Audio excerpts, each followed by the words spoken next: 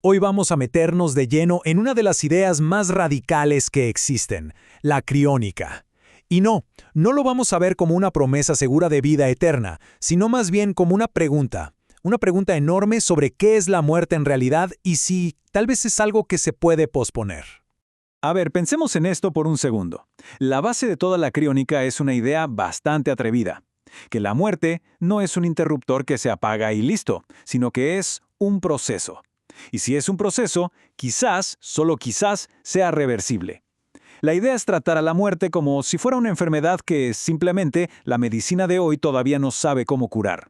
Y esta frase de Robert Ettinger, que fue quien popularizó todo esto allá por los 60, lo resume de una forma brillante. Su analogía es sencilla pero muy potente. Si la estructura del cuerpo, y sobre todo la del cerebro, se mantiene intacta, entonces la información que nos hace ser quienes somos no se pierde. En teoría, una civilización futura, con la tecnología adecuada, podría repararnos.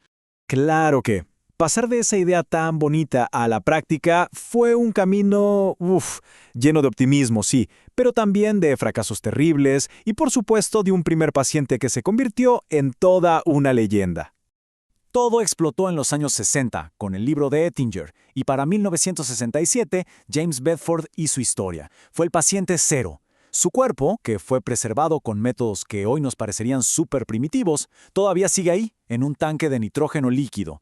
Pero en los 70 llegó el baldazo de agua fría, el desastre de Chatsworth, donde una falla técnica hizo que 9 pacientes se descongelaran, le puso a la industria un sello de estafa, de ciencia ficción fallida que le costó muchísimo sacarse de encima. Y bueno, para superar esos desastres, la criónica moderna tuvo que resolver un problema fundamental. Y la clave es esta, y es súper importante. No se trata de congelar. A ver, para que se entienda bien, piensen en un trozo de carne que meten al congelador. ¿Vieron toda la escarcha que se forma? Bueno, a nivel celular, esas escarchas son como miles de pequeños cuchillos de hielo puntiagudos que perforan y destruyen las células. Un desastre. La vitrificación, en cambio, es otra historia.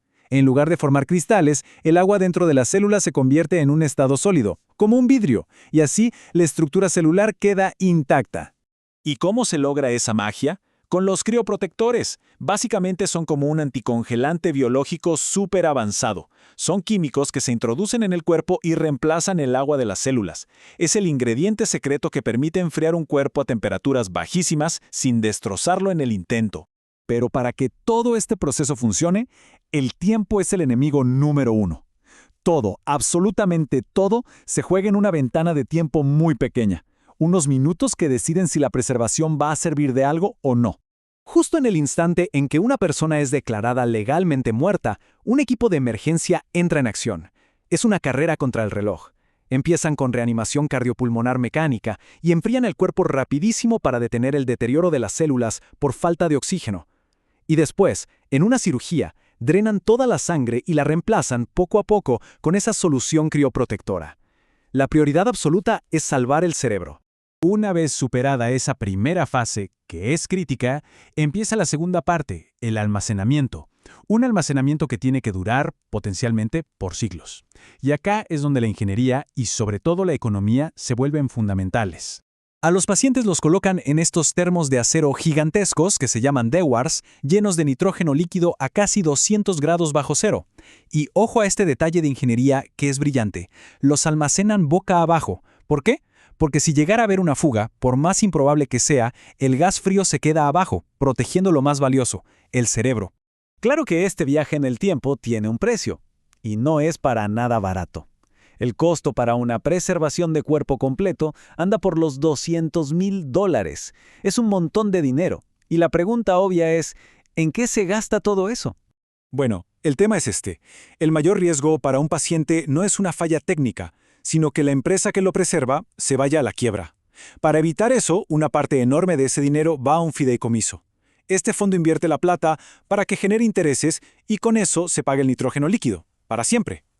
O sea, el paciente se convierte básicamente en un inversor de su propia preservación. Muy bien, ya vimos la parte de la preservación. Pero ahora viene la pregunta del millón. ¿Qué pasa con el despertar? Y acá es donde entramos de lleno en el terreno de la tecnología futura y de las preguntas filosóficas más profundas que se puedan imaginar.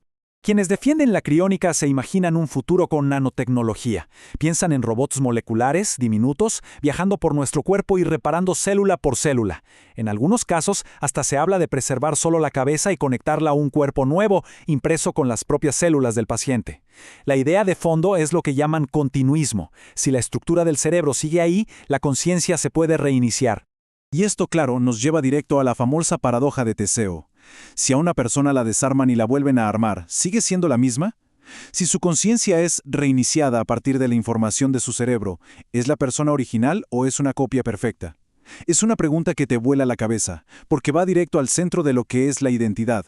A pesar de toda la ciencia y la esperanza que hay puestas en esto, la criónica se enfrenta a un muro de críticas, éticas, médicas, psicológicas, porque no es una promesa, es una apuesta, y una muy, muy grande. Los críticos plantean preguntas muy difíciles. Por ejemplo, ¿es ético buscar la inmortalidad en un mundo con recursos que son limitados? Desde el lado médico, muchos neurocientíficos dudan. Dicen, ok, la estructura se conserva, pero ¿quién nos asegura que los recuerdos sobreviven? Y por último, el factor humano. Imaginen despertar en un mundo donde toda la gente que quisieron ya no está, donde la cultura es totalmente ajena. Sería la soledad más absoluta. Esta metáfora, la verdad, lo resume todo de una manera perfecta. La criónica no es un pasaje comprado a la inmortalidad. Es más bien una ambulancia. Un viaje de emergencia a un hospital que todavía no se construyó, con la esperanza de que cuando llegue, los médicos del futuro sepan cómo curar esa enfermedad que hoy llamamos muerte. Al final todo se reduce a esto, una apuesta de $200,000. Para quienes la hacen, no se trata de negar la muerte, sino de rechazar el olvido. Es apostar contra la certeza del final a cambio de una mínima posibilidad de un nuevo comienzo. La pregunta que queda flotando ¿es una apuesta que vale la pena hacer?